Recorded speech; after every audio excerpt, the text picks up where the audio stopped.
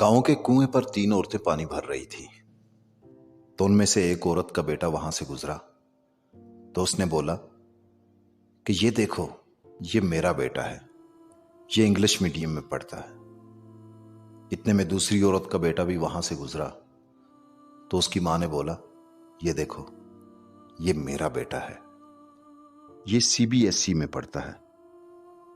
इतने में तीसरी औरत का बेटा वहां से गुजरा तो बाकी बच्चों की तरह उसने भी अपनी मां को देखा और मां की तरफ आया, पानी का घड़ा अपने कंधे पर रखा और पानी से भरी बाल्टी अपने हाथ में उठाई और अपनी मां से बोला, चल मां, घर चल। उसकी मां बोली, ये मेरा बेटा है, ये मदरसे में पढ़ता है। उसकी मां के चेहरे की चमक और खुशी देखकर बाकी दोनों औरतों की नजरें झुक गईं।